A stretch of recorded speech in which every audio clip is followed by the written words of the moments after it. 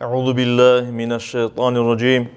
Bismillahirrahmanirrahim. Elhamdülillahi rabbil alamin ve salatu vesselamu ala rasulina Muhammed ve ala alihi ve ashabihi ecmaîn. Amma ba'd. Selamun aleyküm saygılı cemaat-i muslimin. Yüce Rabbimiz bu mübarek cuma gününde yapacak ibadetlerimizni, namazlarımızı en güzel şekilde kabul ve makbul eylesin. Amin. Saygılı cemaat, geçken vaazlarımızda kitaplarga iman meselesini başlagan edik ve Kur'an-ı Kerim'e geldik. Yani biz bilemiz 4 büyük kitaptan birisi, sonki kitap, bütün halklarga yol alıngan bir kitap olarak Kur'an-ı Kerim indirilgen edi.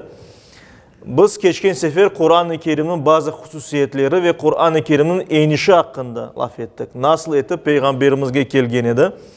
Şimdi de Kur'an-ı Kerim'in yazılışı hakkında birkaç söz aytmağa isteyim ben. Çünkü biz aytkan edik en başında mukaddes kitaplarının kelmesinden maksat peygamberlerge Kur'an-ı Kerim'de birinci kergen ayet-i kerimelerde Allah-u Teala bunu kaydetti. İnsanların nesilden nesilge dini hükümlerinin Allah'ın iradesinin sözünün değişmeden geçmesi içindir. Çünkü bir şey yazılgan olsa her vakit ona bakmak, doğru olup olmaganını görmek mümkün. Yani bizge orijinal bir nuska var göz ogumuzda. Biz onu okuyumuz ve böyle olganını anlayımız. Ve ona göre de Kur'an-ı Kerim'de Peygamberimiz Muhammed Mustafa sallallahu aleyhi ve sellem Efendimizge enmesinin yazılaydı. Peygamberimiz sallallahu aleyhi ve sellem'e Kur'an-ı Kerim'den bir ayet gelgende bir melek yani Cebrail aleyhisselam vasıtasını ya da Allah-u Teala yollaydı. Çoksu Cebrail aleyhisselam'dan gelgen edi. Ayet-i kerimeler gelgende Peygamberimiz onu çıkıp eğer sahabe o günde olmasaydı çıkıp sahabilerge onu okuyaydı. Biz zaten bilemiz Kur'an-ı Kerim'de ve hadislerde buyurulgan üzere Peygamberimizin yüreğinde silinmeyecek gibi kalaydı Kur'an-ı Kerim. Peygamberimiz hiçbir vakit unutmayaydı Kur'an'ı. Unutmazdı. Çünkü o bir peygamber idi. Allah-u Teala onun yüreğini onun nakış etken edi Kur'an-ı Kerim'de. Bundan da gayrı Peygamberimiz sahabilerge okuyaydı ve sahabiler aman onu ezberley edilir ve yazıp koyaydılar. Biz bilemiz o vakitleri okumağa yazmağa bilgenlerin sayısı az idi. Yani pek az adam bileydi ama dinimiz kelgenin ilim bilgi hareketi başladı. Ve hatta bilemiz Uhud cenkinde bundan evvel Bedir cenki olgan idi. Ve anda esir alıngan Müslüman olmayan müşriklerden yani kim fidye berse yani vıkup berse onlarını yiberediler evlerini. Kimnin de verecek fidyesi vıkupu olmasa ve okumağa yazmağa bilgen olsaydı Peygamberimiz sallallahu aleyhi ve sellem öyle kimselerge 10 kişini okumağa yazmağa öğretiniz ve sizi serbest kaldıracakmız dep aytaydı. Aytkan edi. Ve böylece bazı Müslümanlar, bayağı Müslümanlar okumağa ve yazmağa öğrengen ediler. İşte okumağa ve yazmağa yaxşı bilgen kimselerini Peygamberimiz sallallahu aleyhi ve sellem bazılarını vahiy katipleri yapkan edi. Yani ayetlerini yazıp koyardılar olar. Aman Peygamberimize gelgende olar yazaydılar. Ve öyle vahiy katiplerini biz bilemiz. Ve Peygamberimiz hatta bazı kimselerge böyle vazife vermeseydi okumağa yazmağa bilgen sahabeler özleri yazaydılar özlerini. Özleri için yazıp koyardılar unutmamak için. Daha sonra ezberlemek için vesaire. Ona göre de Peygamberimiz hayatında Kur'an'ın ayetleri vahiy kelgeninin onu aman ezberleyediler ve yazayediler.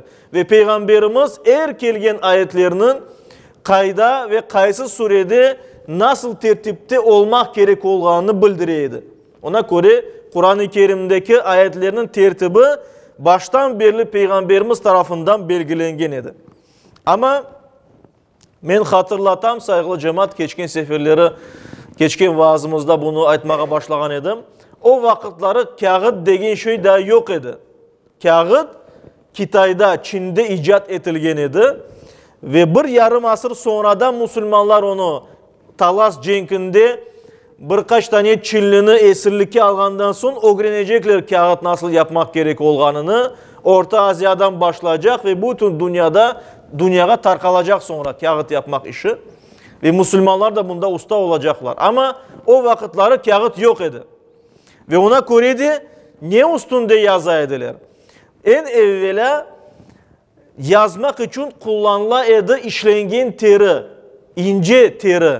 Mesela bir hayvanın terisi daha ziyade buzallarının işlengen terisi üstünde yazaydılar. Böyle işlengen terige pergament deyip aytaydılar. Yani bilgenimiz Rus dilinde Latince pergament deyip aytalar ona. Ama o bayağı pahalı bir şey idi. Pahalı bir şeydi. Her bir sahabede ondan yok idi. Ve ona göre de başka şeyler de kullanıyordu. Ne kullanıyordu? Mesela Mısır'dan biz bilemiz papirus degen şey var. Yani anda osken kamışlardan birbirine yapıştırıp böyle yazmak için gelişken bir şey. Daha sonra böyle beyaz açık renkte olan taşlar üstünde böyle siz plaki taşlar ola ince böyle bir levha şeklinde onun üstünde yazaydılar mesela. Çeşit ağaçlar üstünde, tahtalar üstünde yazaydılar. Daha sonra mesela hayvanların kemiklerinde büyük hayvanlar mesela deve gibi büyük hayvanın kurek kemiği var. Lapatka kemiği var. O kemik üstünde mesela yazaydılar. Bunun gibi şeylerini kullanaydılar yazmak için. Ama kağıt yok idi. Papirus ya da böyle pergamin degen, teriden işlengen yazı. Demek onlar pahalı olduğu için onlarını sık kullanıp olamaydılar. Ama ne de olsa yazılaydı. Ve hatta Kur'an-ı Kerim'de bunun hakkında ayet indi. Allah-u Teala bunu Kur'an-ı Kerim'de bizge anıklay. Mesela Tur suresinin 2. 3. ayet-i kerimede Allah-u Teala Kur'an-ı Kerim'ge ant eti. De ki ve kitabin mastur satır satır yazılgan şu kitapka ant olsun diye Allah-u Teala. Yani Kur'an-ı Kerim satır satır yazılgan bu kitapka ant olsun diye Allah-u Teala. Fi rakkin menşur yayılgan ince yufka teri üstünde yazılgan Kur'an'a ant olsun diye. Yani Kur'an'ın bu pergament ince teri üstünde yazılganını Kur'an-ı Kerim'de Allah-u Teala ozu ayta Kur'an-ı Kerim hakkında. İşte Peygamberimiz Muhammed Mustafa sallallahu aleyhi ve sellem hayatta olganda Kur'an'ın hepsi yazılıp koyulgan idi yani. Hepsi yazılıydı. Ama kitap yok idi. Çünkü kitap nedir? Kitap iki kapak içinde toplangan yazılar manasına gelir. Ama Kur'an-ı Kerim ayrı ayrı ayetler, sureler şeklinde var idi ama kitap şeklinde yok idi. Çünkü Peygamberimizge de keliydi ayeti kerimeler. Yani bitmegen idi vahiy. Kur'an tamamlanmagan idi da. Ve yüzlerce sahabe onu ezberge bileydi, ezberlegen idi, hafız olgan idi. Kur'an-ı Kerim'i baştan sonuna kadar bileydi. Ve hadislerde bildirilgeni üzere Cebrail aleyhisselam Peygamberimizge Ramazan ayında keleydi ve onlar mukabele yapaydılar. Yani Kur'an okuyaydılar birbirine. Peygamberimiz Cebrail aleyhisselama Kur'an okuyaydı ve Cebrail aleyhisselam da ona Kur'an okuyaydı ve böylece onlar Kur'an'ın doğru olmasını saklaması için tırışaydılar. İşte böyle hareket yapılganıydı.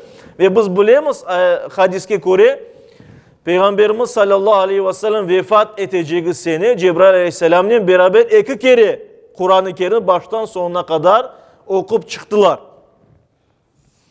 İşte Peygamberimiz sallallahu aleyhi ve sellem son ayetlerini aldı. Son ayetlerde de buyurula artık sizler için biz Kur'an-ı Kerim'i tamamladık ve Kur'an-ı Kerim tekmillendi sizler için. Allah razı olgan dinini sizge yollap tekmil etti de buyurula.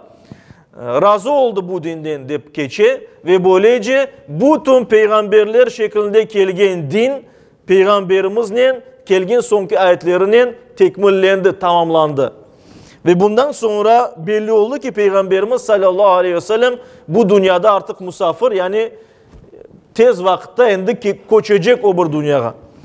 Ve gerçekten de öyle oldu. Birkaç ay içinde Peygamberimiz hastalandı ve vefat etti.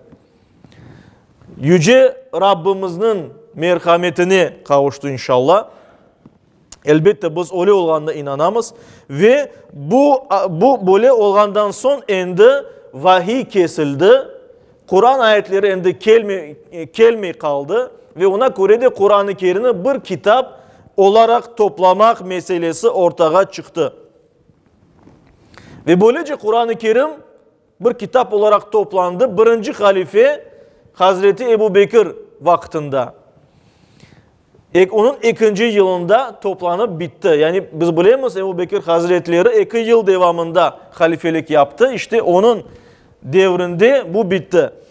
Hatırlatam ki saygılı cemaat-i Müslümin, Peygamberimizin böyle büyük nailiyetler, büyük böyle insanlarını dinge çekmek, dinge davet etmek muvaffakiyetini korgen başka insanlar özlerini yalancı peygamberler ilan etken ediler. Dinge karşı isyan etmeye başladılar ve bazı kabileler onların peşinden gitti. Niye için? Çünkü ama bizim endi özümüzün peygamberimiz var deyip ayttılar. Ne gerek bizge onların peygamberi? Bizim kabilemizden, içimizden, halkımızdan bir peygamber peyda oldu dediler. Böyle yalancı birçok peygamber çıktı. Ve onlar ne? Hazreti Ebu Bekir aman cenk ilan etti. Hepsine cenk ilan etti. Dedi ki yok. Biz buna asıl da razı olmayacakmız. Dinini saklap kalacakmız. Ve Müslümanlar cenkler içine girdiler. Bir yıl devamında onların aman aman hepsini yok etken ediler. Bu peygamberler, yalancı peygamberlerinin. Allah-u Teala'nın yardımıyla pek çetin, ağır cenkler olup geçken edi. Ve hususan Musayleme el-Kezzab, yalancı Musayleme degen bir, özünü peygamber ilan etken birisi çıkan edi. Ve onun yemamede olgan bir cenk olup geçti. Bu cenkte birçok Kur'an-ı Kerim'ni baştan sonuna kadar ezbergi bilgen Müslüman, hafız şehit düştü. Canlarını verdi Allah yolunda. Rivayetlerine göre 70'ten başlar onların sayısı. 70 tane Kur'an-ı Kerim'ni baştan sonuna kadar bilgen kişi vefat etti. Yani şehit düştü. Allah için etti. Canlarını verdi. Ve bu al pek havflı oldu ebed.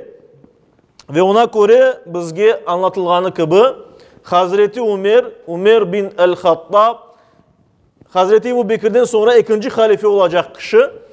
O geldi Hazreti Ebu Bekir'in yanına. Diğer sahabilerin de kelmesi rivayetlerde geçi. Dedi ki buna böyle bir al. Endi kel buna bu Kur'an-ı Kerim vahiy kesildi. Kur'an-ı Kerim'ni ezberge bilgen kişiler de cenk keti, şehit düşeler. Gel Kur'an-ı Kerim'i bir kitap şeklinde saklap kalayık. Gelecek nesillerge hatasız geçsin. Hazreti Ebu Bekir birinciden bunu yapmaya istemedi. Çünkü dedi ki peygamberimiz yapmadı, ben niye için yapayım? Gerek olsa sonki nesiller yapar degen manada. Ama son kordu ki doğru. Akıldı, düşündü. Doğrudur bu. Ve ona göre de bir ayet topladılar. Kur'an-ı Kerim'ni baştan sonuna bilgen hafızlar, en yaxşı bilgen hafızlar ve Kur'an-ı Kerim'i yazgan sahabiler, vahiy katiplerini toplaganlar bir ayet içine ve başına da vahiy katiplerden olgan, Kur'an-ı Kerim'in hafızı olgan belli sahabe Zeyd bin Sabit'ni koydular. Ve Zeyd bin Sabit ise onun rehberliğinde Kur'an-ı Kerim'ni bir kitap alına toplamak faaliyeti başladı. Onu tez mümkün idi yapmaya. Çünkü her şey yazılıydı. Her şey belliydi. Ama onlar titizlikle bunu işi yaptı. Pek dikkat yaptılar. Çünkü bu Allah'ın sözü yanlış bir şey olmasın diye belli bir usulla göre hareket ettiler. Bir yıl devamında herkeske ilan ettiler. Kimde Kur'an yazılı olsa, kim ezberge bilse kelsin bizge. Herkesini dinlediler, herkesin yazılarını baktılar. Yani herkesin. Ve böyle usulünü takip ettiler. Birinciden Peygamberimiz Muhammed Mustafa sallallahu aleyhi ve sellem vaktinde yazılgan bir metin olmak gerekirdi. Yani Kur'an ayetleri Peygamberimiz vaktinde yazılmak gerekirdi. O ayette olganda birinciden. İkinciden iki tane şahat, iki tane sahabe görmek gerek edi. Bunun Peygamberimizin vaktinde yazılganını. Ondan sonra bu ayet, yani Kur'an-ı Kerim'ni baştan sonuna ezberge bilgen hafızlar, vahiy katipleri onu kontrol etediler, bakıp çıkaydılar ve daha sonra kitapka, mushafka yazaydılar. Ve bundan sonra dördüncü adım olarak bütün sahabeler o günde Meşri Nebevi'de, yani herkes toplanğanda onların o günde okuydular. Bu surede böyle ayetler var. Biz onlarını yazıp koyduk. Buna böyle deyip. Herkesin o günde okuydular böylece. Ve şu şekilde böyle usulüne icma temin edildi. Yani bütün sahabeler dediler ki bunda hiçbir yanlışlık yoktur. Peygamberimiz vaktinde nasıl okulgan ve yazılgan olsa aynı şekilde şimdi bu kitapka kırgen deyip bütün sahabelerinin icması var. Bu da bizim dinimizge göre büyük bir delildir elbet. Ona göre şüphesiz Peygamberimiz vaktinde indirilgen Kur'an aynı şekilde hiçbir eksiklik yapılmadan, hiçbir ilave yapılmadan Allah'tan kelgeni dahin Kur'an-ı Kerim degen kitapka yazıldı. Allah'ın iradesinin demek ki Allah'ın aytkan sözü doğru geldi ve Allah nasıl aytti ki biz bu Kur'an'ı ahir zamana kadar korçalacakmız. Allah-u Teala şu şekilde Kur'an-ı Kerim'ni bütün değişmelerden korçaladı. Böylece bir kitap yazıldı. Teri üstünde. Şimdi Müslümanların alı takatı var idi. Onlar satıp aldılar. Pek pahalı olsa da pergament üstünde, işlengen teri üstünde o Kur'an'ı yazdılar ve bayağı kolemli büyük bir kitap oldu. Ve demek bu toplanan kitap halife olan Müslümanların başlığı, reisi Ebu Bekir'e verildi. Ebu Bekir Hazretlerine verildi ve ondaydı. Ebu Bekir bir yıl geçmeden vefat etti. Ama vefat etmeden evvel o aytti ki menden sonra halife Ömer olsun dedi. Ömer bin el-Hattab ve sahabeler razı oldular ve onu kabul ettiler. Beyat ettiler Hazreti Ömer'e. Ve vefat etmeden evvel Hazreti Ebu Bekir şu Kur'an'ı Hazreti Ömer'e verdi. Ve demek ki birkaç yıl halife olan müddet içinde, 10 yıl içinde bu Kur'an Hazreti Ömer'deydi. Yani kanoniçeski degenimiz Kur'an-ı Kerim asıl nuska, kitap Hazreti Ömer'deydi. Hazreti Ömer ise vefat etmeden evvel dedi ki cennetle müjdelengen 10 tane sahabe var. Yani hayatında Hazreti Peygamberimiz Muhammed Mustafa sallallahu aleyhi ve sellem bu sahabe cennetke varacak degen 10 tane kişi hakkında ayttı. Aşere-i Mübaşşere. Onlardan 6 soyu hayattaydı Hazreti Ömer'den gayrı. Yani Hazreti Ömer 7.siydi. Vefat etti. 6'sı kaldı. Ve Hazreti Ömer dedi ki bu 6 kişi oz aralarından bir tanesini halife saylamak gerekli. Ve öyle de oldu. Hazreti Osman saylandı. Ama Hazreti Ömer bilmeydi kim halife olacak ve ona göre de kızı Hazreti Hafsa'ya verdi bu Kur'an'ı. Bu Kur'an'ı Hazreti Hafsa'ya verdi ki kim halife saylansa ona verirsin deyip ve Hazreti Hafsa Peygamberimizin apayı, Müslümanların demek ki anası hem de Hazreti Ömer'in kızı onda turaydı ve daha sonra o elbette onu nevbetteki halifeye Hazreti Osman'a bergen edi. İşte saygılı cemaat-ı muslimin o vakittan beri konumuzga Kur'an olganı gibi yetti. İnşallah gelecek vaazımızda biz bu mevzunu devam edip Kur'an'ın çoklaştırılması meselesine dokunuruz ve daha sonra devam ederiz inşallah meselelerimizini. Yüce Rabbimiz her birimizge Kur'an-ı Kerim'ge mukaddes kitaplarga iman esaslarına iman etken Müslüman olarak yaşap, Müslüman olarak son nefesimizni bergen Müslümanlardan olmağa nasip eylesin. Amin.